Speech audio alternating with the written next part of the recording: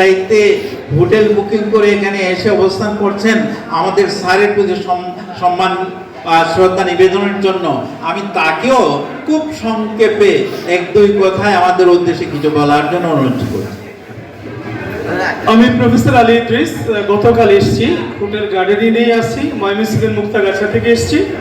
Sylhet MC কলেজের বাংলা বিভাগের প্রধান ছিলাম। 2018 সালের 1 জুলাই আমি একটি কলেজের প্রিন্সিপাল হয়ে চলে যাই।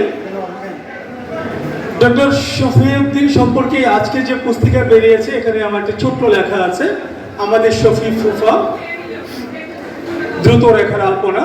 ওখানে কিছু প্রসঙ্গ উত্থাপিত হয়েছে।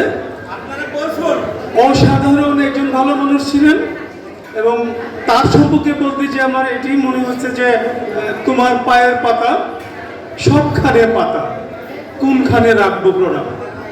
শফিউদ্দিন তার ক্লাসরুমকে সার্বভৌম ঐশ্বর্যে জায়গা করেছিলেন এবং তিনি মনে করতেন যে প্রত্যেকটি শিক্ষার্থীর মধ্যে এই দেশের ছবিটা, এই প্রত্যেক শিক্ষার্থীর মুখচ্ছবির মধ্যে আমাদের দেশের ইতিহাস, আমাদের ঐতিহ্য, আমাদের সংস্কৃতি এবং আমাদের ভবিষ্যতের পথরেখা।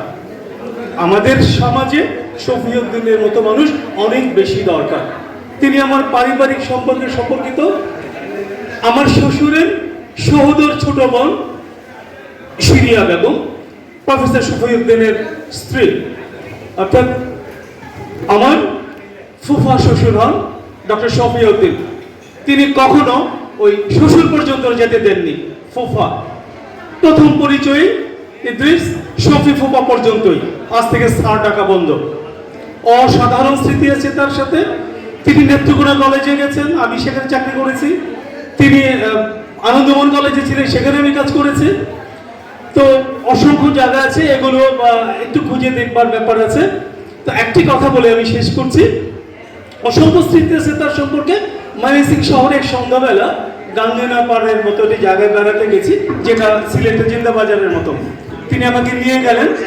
একজন বড় বৃদ্ধ মহিলা, একজন শিক্ষক ছিলেন প্রদীপ কুমার বিশ্বাস, তিনি 3টি ভাষার পণ্ডিত ছিলেন। তো আমাকে ড্রয়িং রুমে বসিয়ে রেখে তিনি রান্নাঘরে গেলেন এবং মাসিমা বলে তিনি তাকে প্রণাম করলেন এবং গল্প শুরু করলেন এবং তিনি বললেন, শফি এসছো? এই যে শফি এসছো, এর যে মানে এই যে বেদনা, এই যে আবেগ, এইটির ব্যাখ্যা বোধহয় বাংলা ভাষায় হয় না। যদি কোনোদিন সুযোগ পাই আমি এই প্রসঙ্গটি লিখতে চেষ্টা করব। অনেক অনেক ধন্যবাদ আমাদের প্রিয় ফাত্তা ভাই। ধন্যবাদ।